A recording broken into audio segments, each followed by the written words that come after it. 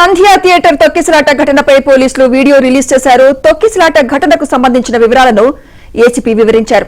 Allu Arjun manager దగ్గరకు వెళ్లి తొక్కిసలాట విషయం చెప్పామని తెలిపారు. అయితే అల్లు అర్జున్ దగ్గరకు వెళ్లేందుకు మేనేజర్ ఒప్పుకోలేదన్నారు. మహిళ చనిపోయింది, బాలుడు ప్రాణాపాయ స్థితిలో ఉన్నాడని చెప్పామని తెలిపారు. డీసీపీ వెళ్లి చర్యలు తీసుకోవాల్సి ఉంటుందని హెచ్చరించారు. అప్పుడు కానీ వారు బయటకు రాలేదని వివరించారు.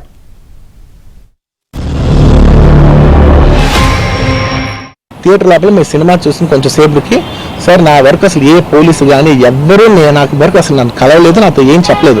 నాకు చెప్పిన వల్ల అది పైగా మా మేనేజ్మెంట్ సైడ్ నుంచి వాళ్ళు మా వాళ్ళు వచ్చి చెప్పింది ఏంటంటే సార్ బయట ఓవర్ క్రౌడ్ అవుతుంది, మీరు దయచేసి వెళ్ళిపోండి అని చెప్పారు.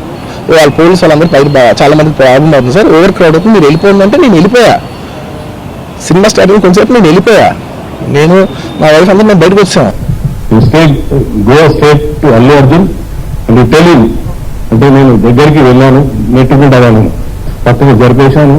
అల్లు అర్జున్ దగ్గరికి వెళ్ళాను, వెళ్ళి అతనికి చెప్పాను చెవులో ఏమని, ఇక్కడ ఒక అమ్మాయి లేడీ చనిపోయింది, ఒక అబ్బాయి అతను ప్రాణాపాయ స్థితిలో ఉన్నారు, హాస్పిటల్ షిఫ్ట్ చేయడం జరిగింది.